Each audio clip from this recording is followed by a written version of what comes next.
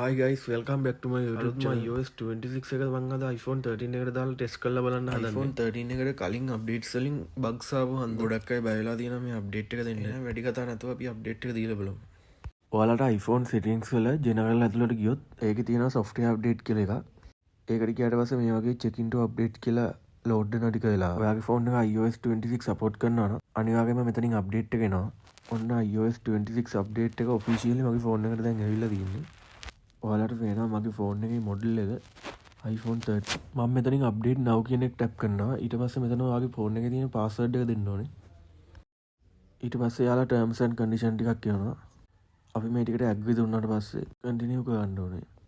මගේ update එක request කරලා තියෙන්නේ. අපි බලමු මොකද වෙන්නේ කියලා.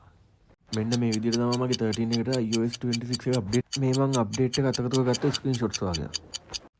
මේක GB ගාන 5.0 ගානක් තමයි මට මතක විදිහට අපි අපේ අප්ඩේට් එක දැන් අප්ඩේට් වෙලා ඉවරයි. අපි මම දැන් මෙතනින් ඉන්ස්ටෝල් now දෙනවා. කලින් වගේම ඊට පස්සේ මෙතන අප්ඩේට් now කියලා බටන් එකක් තියෙනවා.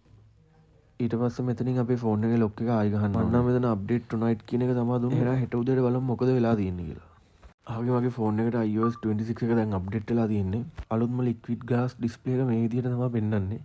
ගොඩක්ම glass look එකක් තමයි මේකේ තියෙන්නේ. ග්ලාස් ලොක් එකට අමතක මේකේ ක්ලොක් ස්ටයිල් එක වෙනස් කරන්න පුළුවන්. මේක ක්ලොක් ස්ටයිල් එකට ගිහිල්ලා ක්ලොක් එක ටැප් කරලා ඒකේ පළවෙනි එක තමයි ඔයාලා පළවෙනි එක විතරයි ලොකු පොඩි කරන්න පුළුවන්. අනිත් ඒවා මුකුත් එහෙම කරන්න බෑ. පළවෙනි එකට ගියාට පස්සේ ඔයාලට පිටර කෙක වලින් පේනවා අදින්න ස්ක්‍රෝල් කරන්න වගේ එකක්.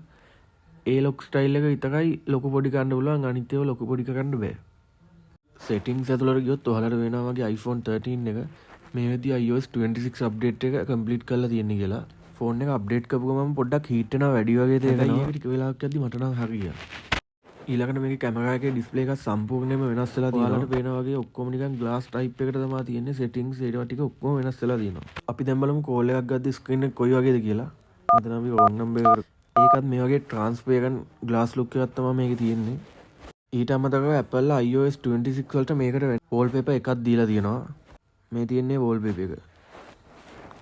ඉතින් ඔයාලට අවසාන වශයෙන් කියන්න තියෙන්නේ iOS 26 එක iPhone 13 එකට දැම්ම කියලා මට නම් මුකුත් ප්‍රශ්නයක් ආවේ නැහැ. අප්ඩේට් කරපු ගමන්ම පොඩ්ඩක් හීට් වෙනවා වගේ කේස් එකක් තිබ්බා. ඒකත් ටික වෙලාවක් යද්දි හරි ගියා.